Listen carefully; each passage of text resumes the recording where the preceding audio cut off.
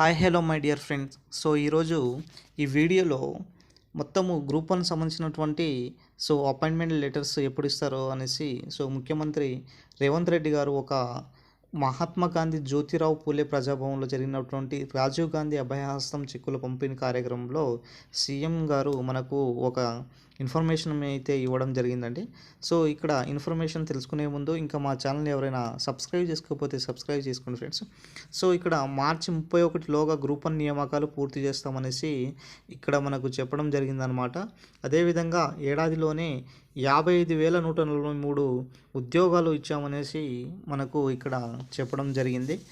అదేవిధంగా ఇక్కడ చూడండి, జాబ్ క్యాలెండర్ ప్రకారమే ఉద్యోగాల భర్తీ, కష్టంతో పాటు కమిట్మెంట్ ఉంటేనే విజయం వర్తిస్తుందనేసి కాంగ్రెస్ ప్రభుత్వం ఆలోచించేది యువత భవిష్యత్ కోసమే అనేసి చెప్పడం జరిగింది. బీహార్ స్ఫూర్తిగా తెలంగాణ సివిల్స్ అభ్యర్థులకు ప్రోత్సాహకాలు అనేసి ఇవ్వడం జరిగింది. రాజీవ్ గాంధీ సివిల్స్ అభయహస్తం చెక్కుల పంపిణీ కార్యక్రమంలో భాగంగా మన సీఎం గారు చెప్పడం జరిగిందనమాట. అదేవిధంగా ఇంకా ఇష్టం లేక అడ్డుకునే కుట్రలు అనేసి దేశంలో ఎక్కడ లేని విధంగా మొదటి ఏడాదిలోనే 55,143 ఉద్యోగాలు ఇచ్చామనేసి మనకి ఇక్కడ చెప్పడం జరిగిందండి. మనకు ఇంకోటి విషయం ఏంటంటే తెలంగాణ యువతి యువకులకు అండగా నిలవాలన్న లక్ష్యంతో జాబ్ క్యాలెండర్ ప్రకారమే ఉద్యోగాల ఖాళీలు భర్తీ చేస్తామనేసి అన్ని రకాల ఉద్యోగాల ఖాళీలు భర్తీ చేస్తారనేసి చెప్పడం జరిగింది. అదేవిధంగా దాదాపుగా మనకు ఎస్సీ వర్గీకరణ 9 జిల్లాల్లో ఉమ్మడి జిల్లాల్లోనే పూర్తి అయిపోయింది.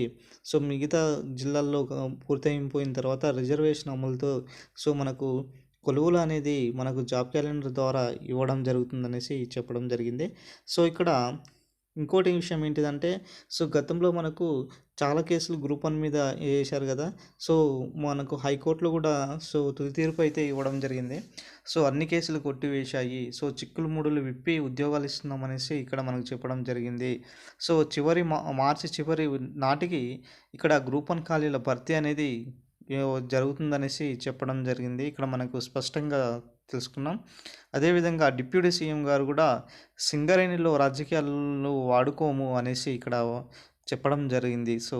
నెక్స్ట్ యువతకు ప్రత్యామ్నాయాన్ని గమనించి వాళ్లకు గ్రూప్ వన్ పోస్టులను భర్తీ చేయలేదని 2011 నుంచి ఇప్పటి వరకు గ్రూప్ వన్ పోస్టులు భర్తీ చేయలేదని సీఎం రేవంత్ గారు గుర్తు చేశారు. గత 14 ఏళ్ల నిరుద్యోగుల ఇలా ఉండేసరికి చాలా ఇబ్బందిగా ఉంటుందనేసి ఈ నెల మార్చ్ 31లోగా 563 పోస్టులకు గాను ఉన్నటువంటి ఈ యొక్క భారీ నోటిఫికేషన్ సంబంధించినటువంటి కొలువులకు ఈ యొక్క శ్రీకారం చుడతారనేసి ఇవ్వడం జరిగింది. మార్చి 31లోగా మనకు పోస్టులు అనేది మనకు అపాయింట్మెంట్ లెటర్ అయితే ఇవ్వడం జరుగుతుందనేసి స్పష్టంగా తెలియజేయడం జరిగింది. అదేవిధంగా ఇక్కడ చూడండి సార్, మనకు ఐటీ పరిశ్రమల శాఖ మంత్రి శ్రీధర్ బాబు గారు ఇక్కడ ఒక ఫ్యారడేలో జరిగినటువంటి సమావేశంలో ఒక మాట చెప్పడం జరిగింది. రాబోయే రోజుల్లో అగ్నిమాపక శాఖలో మరింత బలోపేతం చేస్తాం. 5 డ్రైవర్ల పాసింగ్ అవుట్ ఫ్యారడేలో ఐటీ పరిశ్రమ మంత్రి శ్రీధర్ బాబు అనేసి ఇవ్వడం జరిగింది. రాబోయే రోజుల్లో మనకు అగ్నిమాపక శాఖల్లో మరిన్ని పోస్టులు భర్తీ చేసి పటిష్టంగా చేయాలనేసి వాటి గురించి చర్యలు తీసుకోవాలనేసి ఇక్కడ మనకు చెప్పడం జరిగిందండి. 196 మంది డ్రైవర్ ఆపరేటర్లు, పాసింగ్ ఆపరేటర్లు ఆయన ముఖ్య అతిథిగా హాజరవ్వడం జరిగిందండి.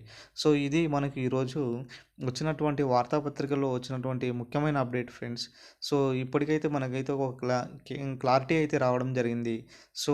మార్చి 31లోగా అంటే మార్చి ఎండింగ్ కల్లా మనకు గ్రూప్ వన్ ఫలితాలకు వెలువడే అవకాశం ఉందనేసి మనకు సీఎం గారు తెలియజేయడం జరిగింది. ఇదండి ఈ యొక్క వీడియో యొక్క ఉద్దేశం. ఇంకా మా ఛానల్ ఎవరైనా సబ్స్క్రైబ్ చేసుకోకపోతే సబ్స్క్రైబ్ చేసుకోండి friends. Thank you friends. Thank you one and all.